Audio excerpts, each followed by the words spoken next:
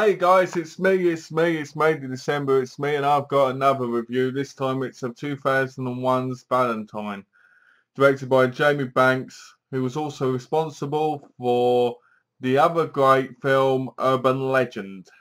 Yes, many people know Urban Legend. Yeah, I love Urban Legend, I think it's a great film. So here we go. So basically, it's directed by Jamie Banks, the writers are Tom Savage, Donna Powers. It says the novel was done by Tom Savage. I didn't know it was a novel. So it stars Denise Richards, David Boreanaz, Marley Shelton, Jessica Capshaw, Jessica Coffell, who played Sandra in Urban Legends Final Cut, if I'm correct. Catherine Heigl in a short role. Everybody knows her from Grey's Anatomy, Knocked Up, Killers. Hayley Bervaness, Daniel Cosgrove, Woody Jeffros, Adam Harrington, Claude Duhamel, and that's the cast, guys. So basically, this film starts off at a school.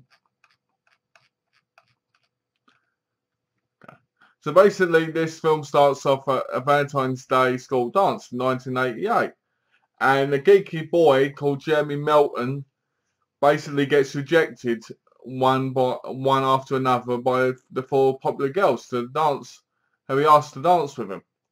A fifth girl, plump and insecure, agrees, but they end up making out under the bleachers. When a group of school bullies catches them, the girl claims that Jeremy attacked her, which is a bit stupid because in no way does he look like he's attacking her. He looks so innocent. He looks like bloody Fred Savage's friend in The Wonder Years.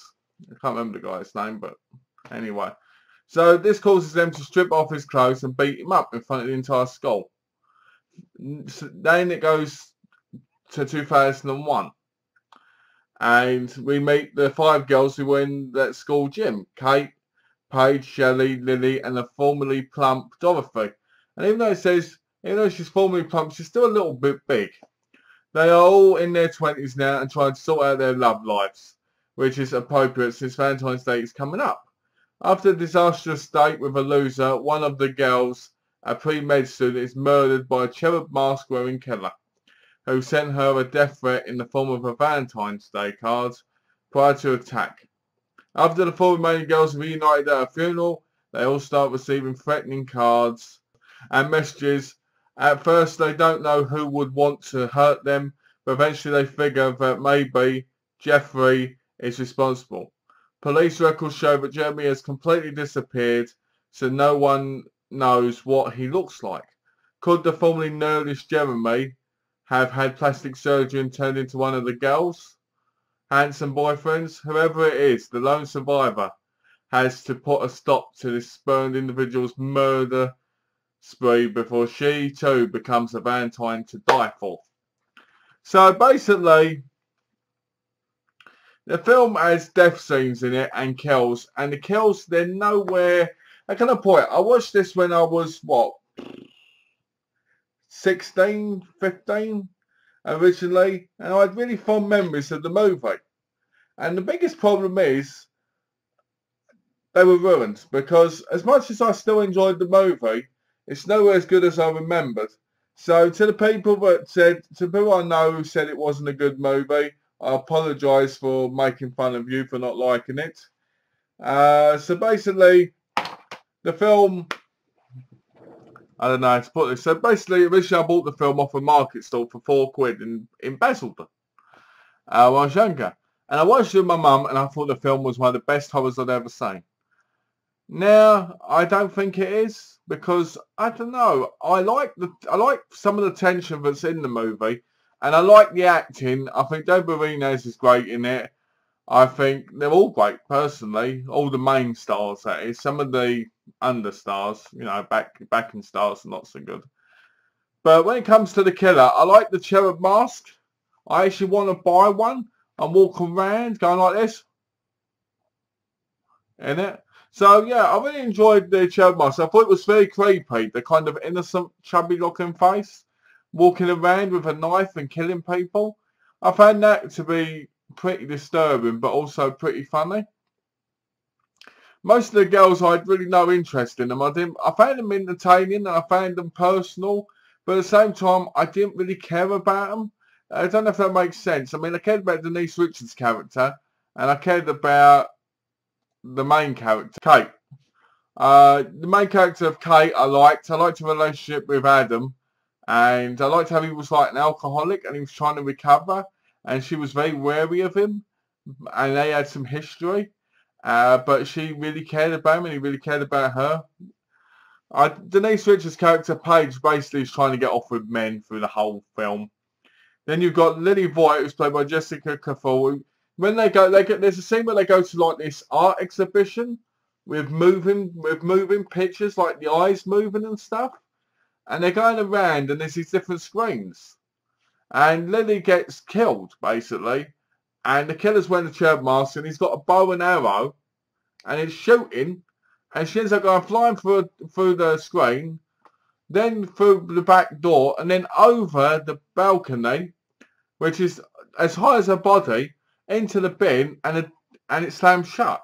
Which was a bit ridiculous, but it was still entertaining, I guess. I was kind of glad she was gone because I don't like her as an actress. I didn't like her in Urban Legends Final Cut either. But there's also another story going on between Jessica Capshaw and Campbell Morris, where basically she lets him stay with her and he becomes her boyfriend, but like he did to someone else, he's trying to con her out of all her money by calling up the bank and trying to get a transfer. And you're sitting there going, I don't really care about this storyline because it's a bit cliched. With the whole, oh, I'm handsome, I'm going to sleep with you, I'm going to steal your money. You know, so I was glad to see him get killed, even though his death wasn't that great. It was like an axe to the back. So, Katherine Heigl is at the beginning, and she's a med student. And what happens is, the date she goes on, the bloke wants to kiss her goodnight, even though he's one of those boring people. Because he always talks in third person. So some of the tension rises when she's back at the place examining the body in the autopsy room. And you're looking at the body and the body's breathing, which is quite funny. But when she's getting chased, I've never understood this in horror movies. When your killer's coming after you, whatever you do, don't put yourself in a situation where you can't move. What does she do? She puts herself in one of the body bags.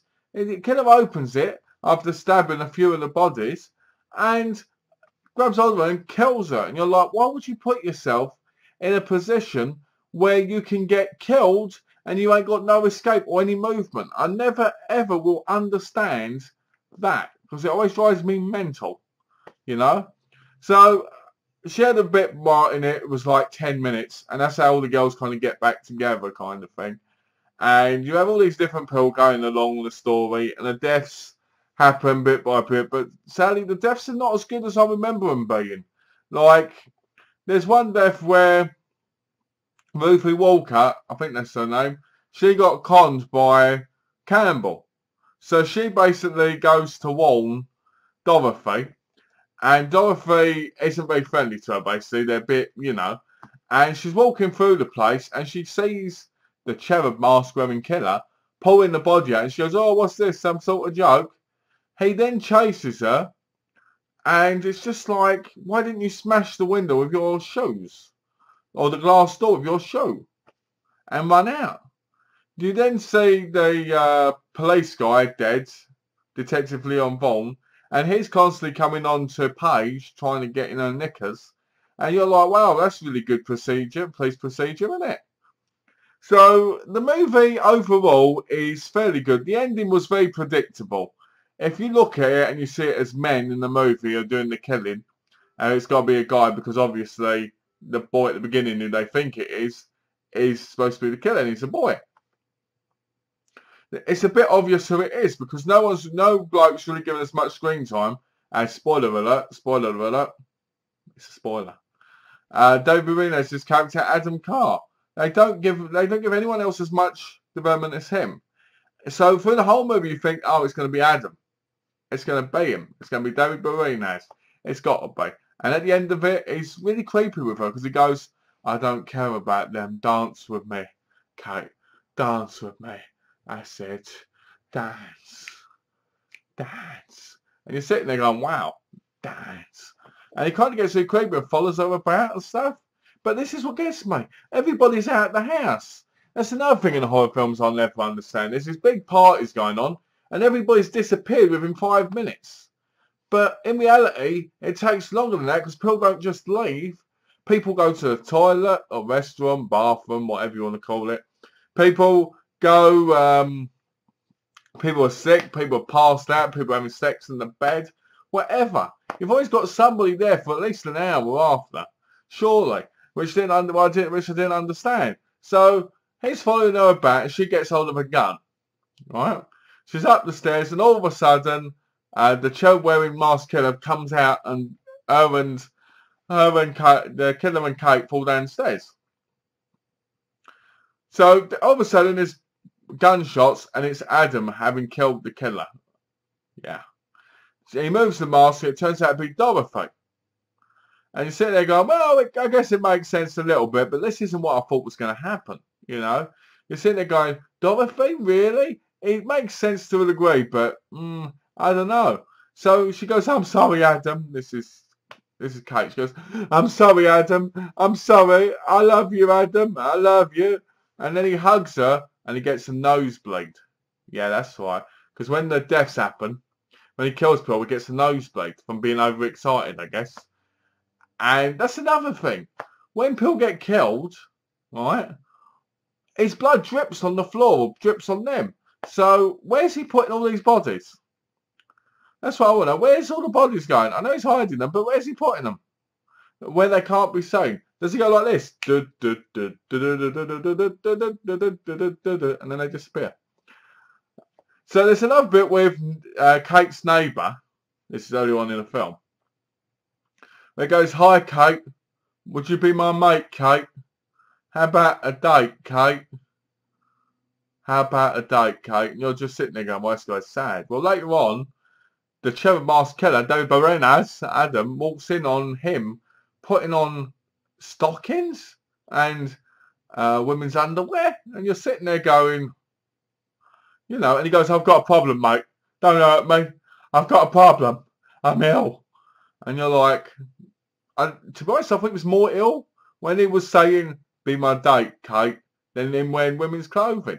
Women's clothing, to me, yeah, I guess some people classify as ill doing that, but that's their choice.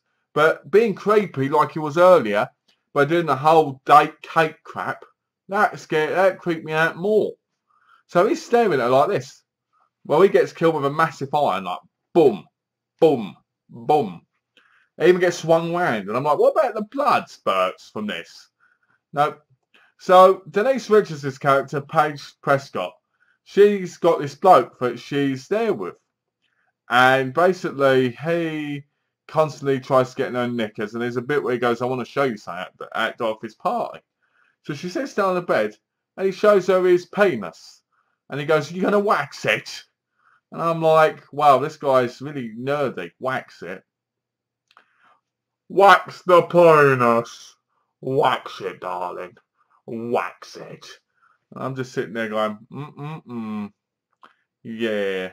So basically, he goes, oh, don't go, because she wants to go. And she goes, no, Brian. She goes, no, Brian. So she ends up tying him up.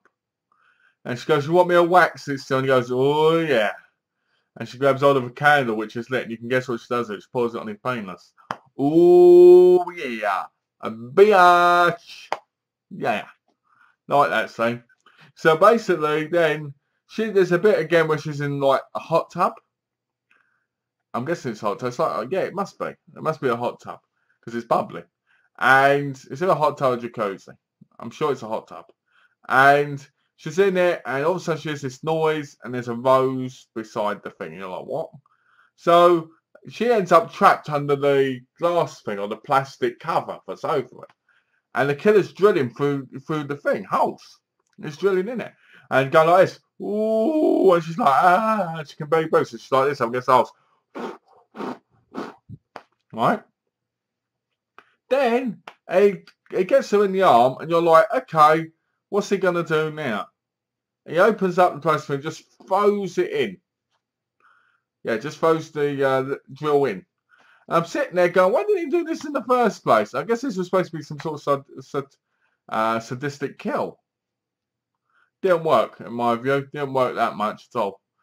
But overall, it's a good film. The deaths are okay.